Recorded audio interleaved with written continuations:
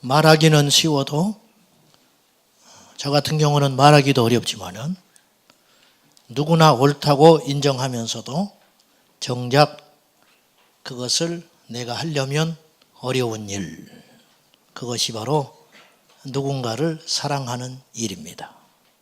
철없는 10대 철부지들의 그런 사랑 말고 날이 새면 등장하는 일부 연예인들의 삐뚤어진 애정행각 그런 거 말고 진실하고 아름답고 깨끗한 사랑, 그 사랑 실천하는 거 너무 어렵습니다.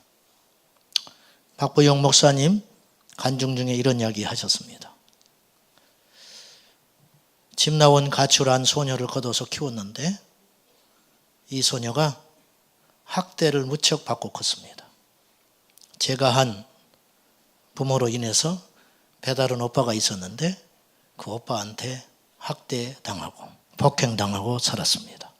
도저히 견딜 수 없어서 집 나와서 가출하고 사는 중에 그 소녀를 목사님 거둬서 키워줬는데 어느 날 학교를 보내줬는데 학교 정문 앞에서 군대 간 배다른 오빠가 와서 만나서 같이 학교를 안 가고 며칠을 지내버렸습니다. 그리고 몸에 이상이 있어졌고 급기야 학교에서 더 이상 숨길 수 없기 때문에 양호실에 가서 들켰는데 불려간 얘가 교무실에 가서 이렇게 말했습니다. 목사님이 그랬다고. 오빠한테 차마 당했다는 말을 못하기 때문에 목사님이 그랬다고. 그 학교에서 박보영 목사님은 천하의 나쁜 사람이 되어버렸습니다. 동네에 소문났습니다. 길거리 지나가면 사람들이 수군거렸고 슈퍼마켓에 물건 사러 가면 목사님 나올 때 뒤통수에 담을 수 없는 욕지거리 했습니다. 그 아이 불러다가 말해보니 그런 사연이 있어서 잘했다. 목사님 잘했다. 그리고 비밀로 하자. 계속 너는 내가 했다고 해야 된다. 그래야 너는 학교를 계속 다닐 수 있어. 너는 피해자야. 이렇게 말했는데 이 아이가 양심상 더 거짓말 못하고 견디지 못해가지고 학교에 가서 울면서 이실직고 하니 하루아침에 박보영 목사님은 죽을 놈에서 성자가 됐습니다. 저는 그 이야기를 듣고 나는 그럴 수 있을까? 죽었다 깨어나도 나는 못한다. 강요에 의해서 목사의 직업정신으로 하나님께서 강권하면 그런 아이를 거두어서 키우기는 할 수 있겠다. 우리 집사람이 찬성하면. 나는 데려다 놓으면 되니까. 그리고 어차피 우리 집은 하숙집이니까 나야 상관없는데 그런데 그런 오해받을 때, 그 배신당할 때 나는 길길이 뛰면서 학교 쫓아갈 것 같아요. 8절 보십시오. 다시 볼까요? 시작. 피차 사랑의 빛 외에는 아무에게든지 아무 빛도 지지 마라. 남을 사랑하는 자는 율법을 다 이루었느니라. 이 말씀을 계속 읽어봤어요. 이해가 안 가요. 사랑의 빛 외에는 아무에게든지 아무 빛도 지지 마라. 그 사랑의 빛은 쳐도 된다는 말인가? 현대어 성경 보니까 이렇게 해석했습니다. 사람은 누구나 사랑의 빛을 지고 삽니다. 이 빛 외에는 어떤 빛도 지지 마십시오. 아하, 누구든지 인간은 사랑의 빛을 지고 살 수밖에 없는 존재구나. 오늘 여기 우리가 모인 거 사랑의 빛으로 왔습니다. 오늘 우리가 사는 거 사랑에 비춰서 살아왔습니다. 우리는 먼저 부모 형제로부터 혈연과 핏줄의 사랑의 빛을 졌습니다. 우리 부모님 목숨 다해 우리 키워주셨습니다. 물론 우리 버린 자도 있고 버린 부모 있죠. 형편한 데서 버린 부모도 있고 못 가르친 부모도 있고 학대한 부모 있습니다. 그럼에도 불구하고 부모를 존경해야 할 이유는 그 부모의 혈통을 통해서 우리가 이 땅에 왔기 때문에 그거 하나, 그거 하나만으로도 우리는 사랑의 빚을 졌다. 그렇게 할 수 있습니다. 생명을 출산하는 행위 자체가 자신의 생명을 담보로 하는 일입니다. 이 부모의 사랑은 지상에서 하나님의 사랑에 비할 수 있는 가장 가까운 사랑. 하나님의 사랑을 이해를 못하겠거든 부모의 사랑을 만나면, 부모의 사랑을 보면 하나님의 사랑이 이와 같으시겠구나. 그렇게 말할 정도로 부모의 사랑은 하나님의 사랑과 아주 흡사합니다. 자식은 부모에게 뭘 줄 때 여러 번 망설이고 계산하고 생각해요. 그러나 부모는 자식에게 부질없이 밑빠진 독에 물 붓긴지 알면서, 거짓말인 줄 알면서, 안 되는 줄 알면서 집 팔아주고 보증서 주고 하는 것이 부모의 사랑입니다. 우리는 스승의 사랑에 빚을 졌습니다. 어릴 때 지식을 가르쳐준 선생님, 내게 전도해준 위대한 생명의 스승들, 그리고 우리가 교회에 정착시키도록 간슬게 내주면서 도와줬던 수많은 사람들, 양육해 주셨던 영적인 스승들. 어젯밤에 늦게 계단에 불이 켜졌길래 3층에 불 끄러 올라갔는데 거기에서 소리가 들립니다. 아, 누가 있구나. 한 영혼을 붙들고 밤늦게까지, 목사도 아닌데 우리 집사님이 양육하고 있는 것을 소리로 듣고 가슴에 뭉클했습니다. 아쉬울 것 없는 분, 누가 시키지도 않았는데, 내가 그렇게 하라고 하지도 않았는데 이름 없이 한 사람의 믿음을 위해서, 그 사람이 구원받기를 위해서 애달픈 심정으로 그분께 최선을 다해서 말씀 가르쳐주는 위대한 영적 스승들. 여러분, 스승이 없다는 것은 얼마나 교만하고 불쌍한 인생입니까? 우리는 또한 알 수 없는 누군가에 의해서 희생을, 섬김을, 봉사의 사랑의 빚을 졌습니다. 서정홍 씨가 쓴 시, 나는 이라는 시입니다. 나는. 누가 나 대신 들녘에서 밭을 갈고 있습니다. 누가 나 대신 공장에서 옷을 만들고 있습니다. 누가 나 대신 땡볕에서 집을 짓고 있습니다. 누가 나 대신 도로에서 길을 닦고 있습니다. 나는 아무것도 한 게 없는데 날마다 구수한 밥을 먹고, 날마다 따뜻한 옷을 입고, 날마다 편안하게 잠을 자고, 날마다 길을 걸어갑니다. 누가 나 대신 이른 새벽부터 밤늦도록 때로는 밤을 꼬박 세워 이 일을 하고 있습니다. 나는 누가 없으면 아무것도 아닙니다. 막대 먹은 자식놈이 부모에게 이렇게 달라듭니다. 눈 부릅뜨고 나한테 해준 것이 뭡니까? 죽을 때까지 자식된 자는 이 소리 해서는 안 됩니다. 누군가 우리 교회에서 주차 안내를 합니다. 누군가 지금 교회의 식당에서 밥을 지었습니다. 누군가 내 아이를 돌봐주고 있습니다. 누군가 교회 청소를 깨끗하게 했습니다. 누군가 찬양을 준비했고, 누군가 자리를 안내해 주었고, 누군가 찬송가의 가사를 띄워 주었습니다. 누군가 커피를 만들고 있고, 누군가 이 시간에도 우리를 위해서 기도해 주고 있습니다. 그래서 나는 차를 댈 수 있었고, 밥을 먹었고, 아이를 입고 예배를 드리고 있고, 커피를 맛있게 마시고 아름다운 찬양을 드리며 처음 하는 이 자리가 어색하지 않습니다. 누군가의 기도에 의해서 우리는 시험을 이기고 여기까지 왔습니다. 지금 우리가 여기 앉아 있는 것은 당연한 일도 아니고 내 열심도 아니고 내 믿음이 아니라 하나님의 은혜, 사랑의 힘입니다. 지난 우리 교회 세월 동안 이사하신 분들이 계십니다. 그래서 교회 떠나셨습니다. 오해로 교회 떠나신 분 계십니다. 관계 힘들어서 교회 떠나신 분 계십니다. 누군가 실수로 자기 자신의 부족함 혹은 목사의 미숙함으로 우리 교회를 떠나간 수많은 분들, 그분들에게 저와 우리 교회는 사랑의 빚을 졌습니다. 그들이 여기 계실 때 기도와 헌신이 아니었으면 우리 교회가 세워질 수 있었겠습니까? 없습니다.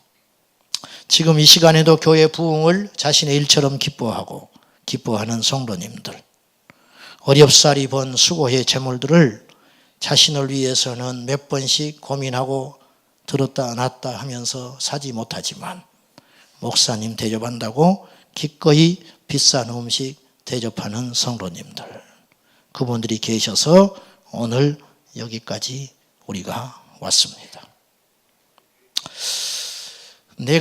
우리가 누군가의 희생과 헌신과 중보의 기도의 사랑으로 이렇게 산다는 것만 깨달아도 우리는 타락하지 않을 것이에요. 근데 그걸 몰라요.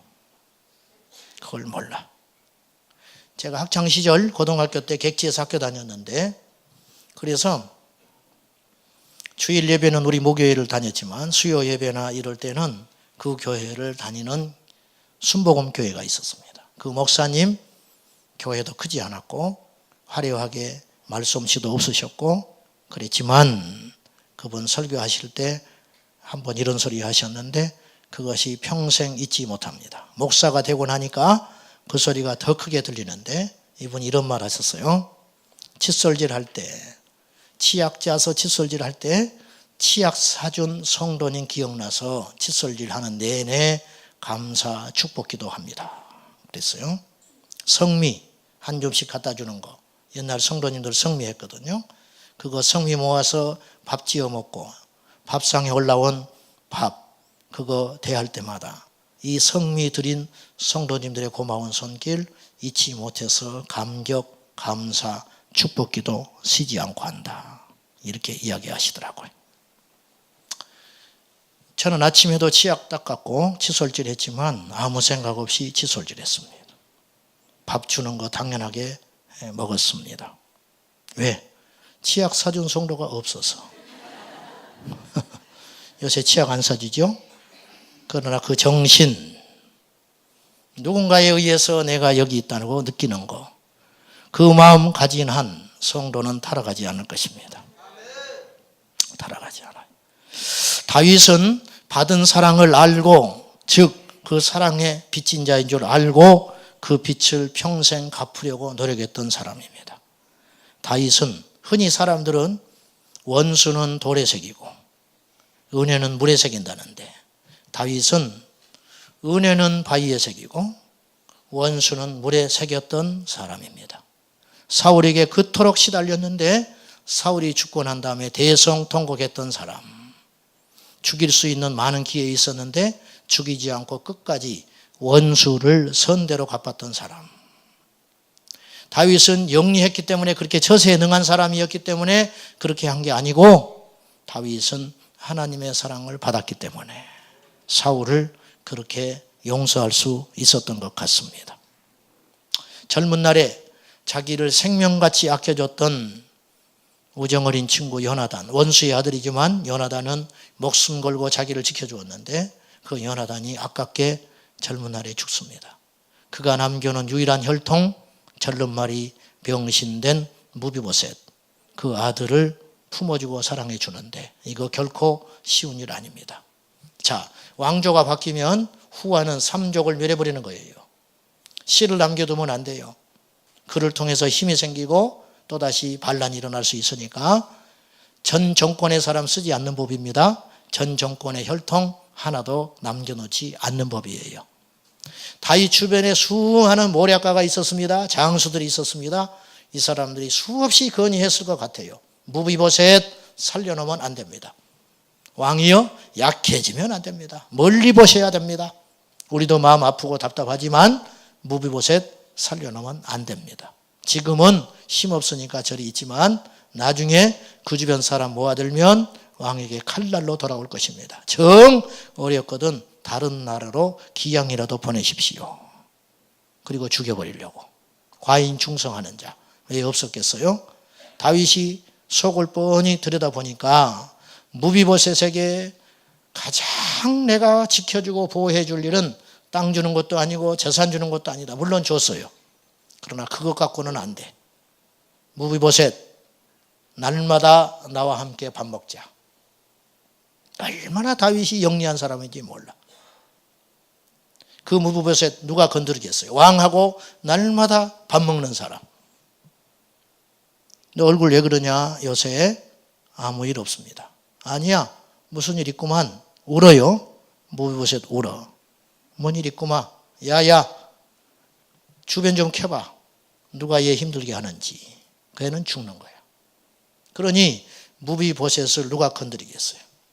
다윗은 그렇게 요나단에게 받은 은혜를 그 아들 무비보셋에게 갚을 줄 아는 사람이었다는 거죠. 여러분, 사람 보기에도 멋진 사람이잖아요. 네? 다윗이 매력이 넘치는 사람이에요. 하나님이 어찌 그를 사랑하지 않을까? 기억하셔야 됩니다. 사람 됨됨이가 못된 것은 하나님 쓰지 않아요.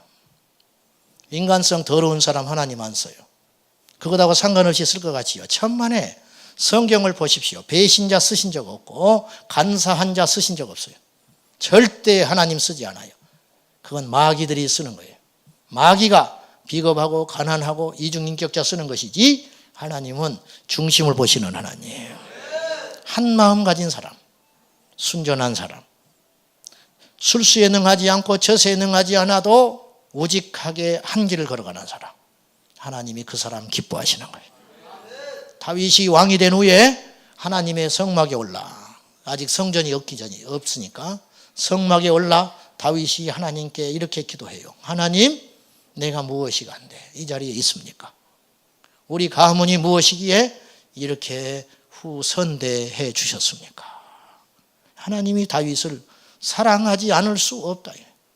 실수했지요? 넘어졌지요? 잘못했지요? 그러나 다윗은 싹싹 빌 줄 아는 사람. 그래서 하나님이 결코 버리지 않았던 사람. 은혜를 아는 사람. 받은 사랑을 아는 사람. 이 사람이 하나님의 사람이다. 그런 말입니다. 오늘 13장 8절에 사랑은 율법과 상관이 없는 줄 알았는데 그렇지 않습니다. 남을 사랑하는 자는 율법을 다 이루었느니라. 거꾸로 사랑하지 않는 자는 율법을 범하고 사는 자다. 그런 뜻이에요. 자, 율법 우리가 잘 알지요. 나 외에 다른 신 섬기지 마라. 안식일을 기억하여 거룩히 지키라. 4가지 하나님과 관계 속에서 내 이름 망령되이 일컬지 말라 등등 4가지가 있는데 따져봅시다. 하나님 사랑하는데 어찌 우상숭배해요? 하나님 사랑하는데 우상숭배할 리 없지요. 우상숭배를 했다는 것은 하나님 사랑하지 않았다는 거지요. 우리가 하나님 사랑하는데 어찌 주의 일이 힘이 듭니까? 어째서 주의 일이 힘들어?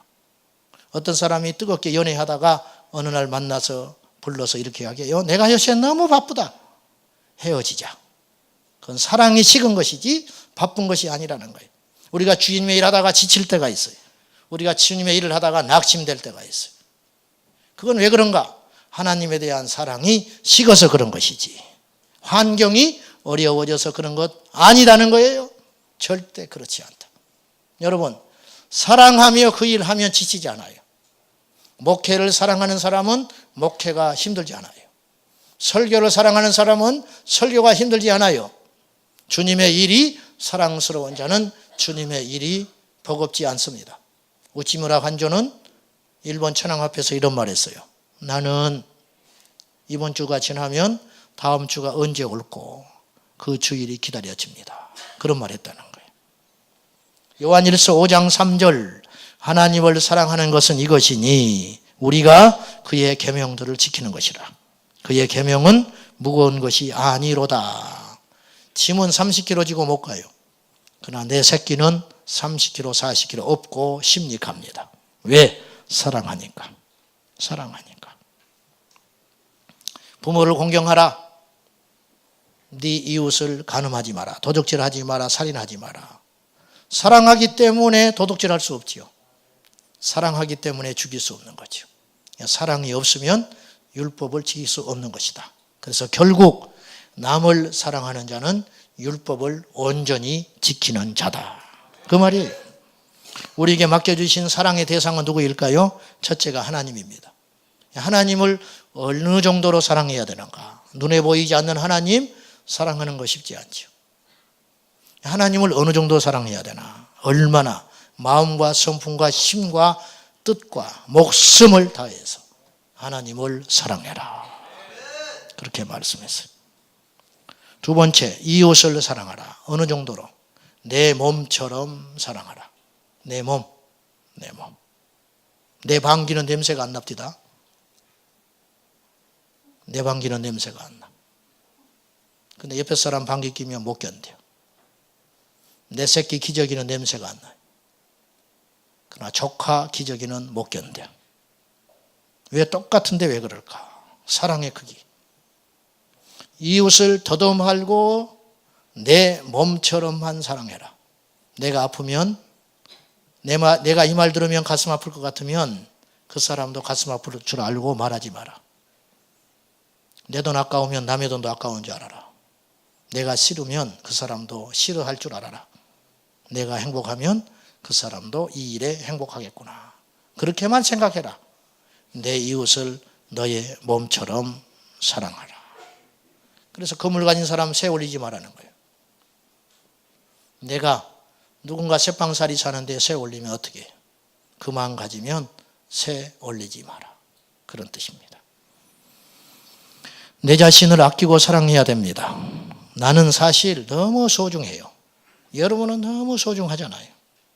한 사람의 가치는 누차 말했지만 그 사람을 위해서 누군가 어떤 희생을 했는가. 대통령 경호원들은 총이 날아오면 피하지 않습니다. 그 총을 맞습니다. 실제로 그렇게 훈련받아요. 총소리 나면 피하는 게 아니고, 총소리 나면 도망가는 게 아니고, 총소리 나면 대통령 주변으로 모여들게 돼 있어요. 내가 죽더라도 이 사람 지켜내야 된다. 왜? 그만큼 가치 있는 존재다.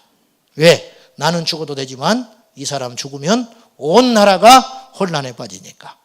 똑같은 사람인데 내가 목숨을 걸고 지켜야 할 만큼 가치 있는 존재가 있다. 하나님 편에서 우리는 어떤 존재인가? 자, 보세요. 우리가 생물학적으로 육체, 평균 성인 남자의 육체, 생물학적 가치, 얼마나 가치가 있는가? 우리 안에 지방 있잖아요. 지방으로 비누 7장 만들 수 있습니다. 어떤 사람은 8장도 만들 수 있어요. 지방 덩어리로 비누 7장. 우리 안에 인이라는 인, 화약 만드는 인, 성냥개비 끄트머리에 있는 화약 2200개 만들 수 있어요. 마그네슘, 설사약 한 봉지 만들 수 있대요. 철분 있잖아요. 철, 못 하나 만들 수 있어요. 이게 우리 육체 덩어리의 가치예요. 화장터 가보셨습니까? 저는 목사라서 화장터 자주 가봤습니다. 마지막 화장 다 하면 강한 뼈는 다 녹지 않고 부사르지 않고 남아있어요. 그럼 마스크 끼고 직원 나와가지고 인사 굽어가고 철붙이로 꾹꾹꾹 눌러서 부셔버립니다. 그리고 빗자루로 쓸어서 항아리에 딱 담으면 항아리 다 차지도 않아요. 3분의 2 딱 차고 제일 위에 머리 두개골, 이 뼈가 강한지 이것이 안 타요. 그러면 그거 싹 들어서 뚜껑 딱 덮어줍니다. 그리고 인사하면 끝나는 거예요. 1kg도 안 되는 뼈 조각. 이것이 우리 인생이라. 그리고 정말 그렇게 가치 없는 인생일까? 그렇지 않아요. 이 육체 덩어리 안에 담아있는 영혼의 가치는 얼마나 큰가? 이 영혼은 우주 만물보다 크다고 주님 말씀하셨어요. 한 생명은, 한 영혼의 가치는 이 천하 만물보다 크다. 그래서 한 사람이 구원받잖아요.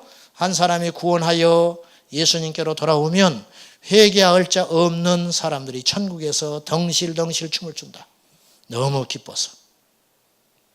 제가 자주 생각하는 생각이 하나 있는데, 우리 교회에 수많은 사람들이 다녀갖고 있고 그러는데 정말 나의 설교를 듣고 나의 신방을 통해서 나의 상담을 통해서 나의 미약한 땀 흘림을 통해서 예수 믿고 천국 간 사람 몇 명이나 될까? 교만한 말인데 나를 통해서 당연히 예수님이지만 나의 수고를 통해서 예수 믿고 인생이 바뀌어서 천국 간 사람 몇이나 될까? 반대로 나의 부지런하지 못함과 나의 잘못된 판단과 나의 미숙함과 나의 게으름으로 천국 문턱까지 왔다가 교회에 왔다가 떠난 사람은 또 몇이나 될까? 없을 수는 없을 터인데 분명히 있을 것인데 주님 앞에 가면 계산하자 하실 터인데 나는 어떻게 할까? 교회 숫자 늘어나는 거 부흥 아니라 했어요. 살찌는 거. 숫자만 늘어나면 성인병 걸립니다. 교회가 커지기만 하면 성인병 걸려요. 혈압 생깁니다. 당뇨 생겨요. 약 먹어야 해요. 교회가 커졌는데 문제가 투성이야. 사랑이 없어요. 숫자만 많아지고 늘어졌는데 빚만 늘어나요. 주차장만 혼란스럽다. 봉사하는 사람만 한다. 맨날 일꾼은 없어서 난리다. 동맥경화 걸려버린 거지. 구경꾼은 늘어난다. 부흥 아닙니다. 그렇게 부흥하려면 안 되는 게 낫다. 감히 그렇게 생각해요. 배부르구나. 저 목사 배부르구나. 천만에 하나님 앞에 양심껏 이야기하는데 그렇지 않습니다. 교회는 갈수록 성숙해져야 되고 갈수록 어린아이처럼 돼야 되고 갈수록 겸손해야 되고 갈수록 하나님 앞에 믿음으로 살아가야 합니다. 어느 교회 앞에 미용실 하는 집사님 계셨어요. 이 집사님 그 교회를 이렇게 칭찬했습니다. 미장원에 오는 손님들 태도를 보면 그분이 어느 교회에서 온지 안다. 그 교회에서 온 사람은 다르다는 거예요. 이거보다 큰 극찬이 어디 있을까? 우리는 과연 그런 칭찬 듣고 있는가? 돌아봐야 합니다. 전도하는 장로님 절절한 문자 오셨는데 몇 달 전에 전도하러 나가셨다가 지옥같이 사는 자매가 하나 있었어요. 남편하고 이혼 도장 찍기 직전. 남편은 무능하고 술 먹고 자식은 낳았는데 방치하여 돌보지 않고 거짓말만 하고 돌아다니고 생활비는 없고 죽을 것 같은데 그때 초인종 눌러서 열어보니 전도하는 장로님 오셔서 펑펑 울고 그 주로 교회에 왔는데 이분이 우리 교회 몇 달 있다가 지방으로 이사 가셨습니다. 이사 가셨는데 전화해보니 남편이 완전히 변해서 그곳에서 성경 공부 마치고 다음 주에 세례 받는답니다. 여러분, 이거보다 가치 있는 일이 어디가 있을까요? 돈이 문제입니까? 왕이 문제입니까? 넓은 차가 무슨 필요가 있으며 넓은 집이 무슨 필요가 있습니까? 영혼이 살아야 됩니다. 여러분의 영혼은 죽었습니까? 살았습니까? 여러분의 영혼의 가치가 얼마나 큰지 그거 모르시나요? 그래서 귀신 들린 사람은 자신을 학대해요. 귀신 들린 사람은 자기를 방치하는 거예요. 하나님의 사랑의 은혜를 입은 사람은 자기를 꽃단장합니다. 얼마나 귀한 줄 알기 때문에. 은혜를 받으면 넉넉해지고 은혜를 받으면 사랑이 생기고 은혜를 받으면 자신에 대한 자존감이 회복되기 시작해요. 여러분, 우리 못 배웠어요. 가난했어요. 못났어요. 그러나 한 가지 잊지 마세요. 오늘 이 자리에 오신 것은 둘 중에 하나. 구원받았든지 아니면 구원받을 수 있는 절호의 기회를 하나님께서 우리에게만 특별히 주신 거예요. 그것으로 충분하지 않을까요? 목회를 잘할 수도 있고 못할 수도 있어요. 큰 목회를 할 수도 있고 소위 그냥 지지공상 떨면서 한평생 자기 식구들만 데리고 목회할 수도 있어요. 그거 중요하지 않아요. 하나님께서 목회자로 세웠다는 것이 감격이고 감사하고 특별한 은총인 것이지요. 그것이 중요한 것이죠. 얼마나 더 가져야 만족합니까? 얼마나 높아져야 만족하십니까? 다 부질없어요. 한 분이면 충분해요. 예수 그리스도. 그분이 우리를 사랑해 주셨다는 거예요. 그분이 우리를 사랑해 주셨다. 하나님이 나를 보내주신 그대로를 인정하고 사랑하는 것. 키가 좀 컸으면 좋겠지요. 코가 좀 더 세워졌으면 좋겠지요. 나 같으면 머리숱이 좀 많았으면 좋겠지. 그러나 이 모습 이대로 하나님께서 빚으시고 보내셨으니 아침마다 거울 볼 때마다 너무너무 잘났다. 너무너무 든든하다. 너무너무 대견하다. 어떻게 잘 견디고 여기까지 왔을까? 그런 생각 안 드십니까? 어떤 집사님이 생일날 자기 스스로에게 케이크를 주면서 축하했대요. 잘 견뎌왔다. 잘 참아왔다. 그 긴 시간 어떻게 참고 여기까지 왔을까? 자기가 대견하더랍니다. 그리고 그는 매 해년마다 자기 생일에 자기에게 최고의 선물을 한대요. 때로는 반지도 선물하고 때로는 목걸이도 선물하고 그렇게 한대요. 은혜를 받으면 이웃과 내 자신에 대해서 넉넉해집니다. 은혜 받으면 집에 가서 내 가족이 귀해 보이고 불쌍해 보이고 나 같은 놈 만나서 얼마나 고생하고 살았을까. 나 같은 년 만나서 얼마나 고생하고 살았을까. 나 같은 부모 만나서 내 새끼 얼마나 고생했을까. 나같이 못난 자식 둬서 우리 부모 얼마나 힘들었을까. 이게 뭐냐? 은혜를 경험한 사람의 고백이라는 거죠. 은혜를 받으면 내가 속한 직장이 귀해 보이고 내가 하는 일이 소중해 보이고 내가 속한 교회가 귀해 보이는 법이에요. 제가 제일 싫어하는 말, 이 교회. 언제까지? 언제까지 우리 교회가 이 교회입니까? 그런 소리 하지 마십시오. 여러분 집에 가서 이 가정은 그렇습니까? 여러분 자식 보고 이 자식은 콩가루 집안이죠.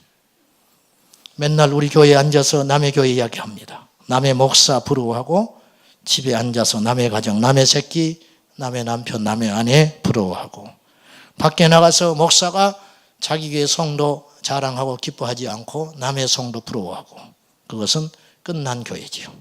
절대 그럴 수 없다는 거예요. 대한민국에 살면서 미국 부러워하고 자식 생기면 원정 출산 가겠다고 공공연히 이야기하는 사람, 돈 벌면 외국 나가서 노년에 보내겠다는 사람, 헬조선 그 사람 우리나라 살 자격 없다고 봅니다. 찬송 438장 높은 산이 거친 들이 초막이나 궁궐이나 내 주 예수 모신 곳이 그 어디나 하늘나라입니다. 우리는 얼마나 사랑스럽고 소중하고 귀하고 존귀한 존재입니까? 우리 하나님 앞에 갔을 때 우리 주님께서 우리를 안아주실 것입니다. 성명의 시인 어릴 때 병원에 스스로 뇌성마비 환자 됐습니다. 자살 시도 여러 번 했습니다. 그러나 힘이 없어 죽지도 못해. 약사로 나가지도 못하고 죽지도 못해. 17살 절망해서 뒹구고 있는데 주님의 음성, 내가 말하는 대로 기록해라. 내가 말하는 대로 기록해라.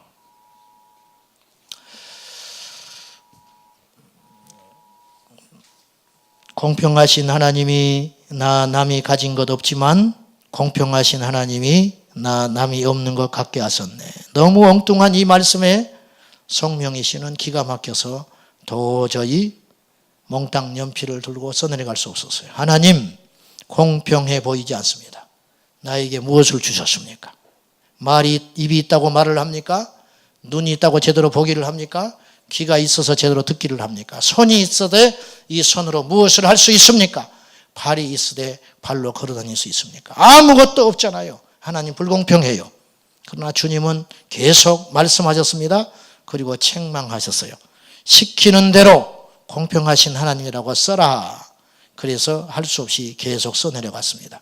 나 가진 재물 없으나 나 남이 가진 지식 없으나 나 남에게 있는 건강 있지 않으나 나 남이 없는 것 있으니 나 남이 못 본 것을 보았고 나 남이 듣지 못한 음성을 들었고 나 남이 받지 못한 사랑을 받았고 나 남이 모르는 것 깨달았네. 그리고 눈물이 터져나왔습니다. 그 유명한 시 나라는 시입니다.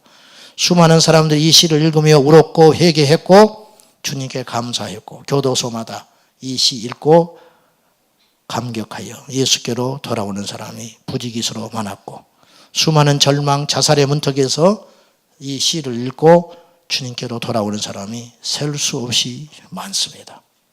저는 이런 상상을 해봤어요. 성명희 씨가 하나님 앞에 갔어요. 우리 주님이 안아주시면서 미안하다. 참으로 수고했다. 그런데 네가 그러했기 때문에 너무도 많은 큰 일을 했노라. 위로해 주시고 다시는 꼬부라진 손 안 주실 것이고 절뚝발이 발 주지 아니할 것이고 저 천국에서 가장 귀한 곳에서 화려한 모습으로 할렐루야 찬송할 날이 있을 거라고 믿습니다. 사랑하는 여러분, 여러분을 사랑하십시오. 여러분을 사랑하는 비결은 여러분의 영혼을 잘 믿음으로 세워가는 것입니다. 저와 여러분의 영혼은 너무 귀하기 때문에 지옥 가서는 안 됩니다.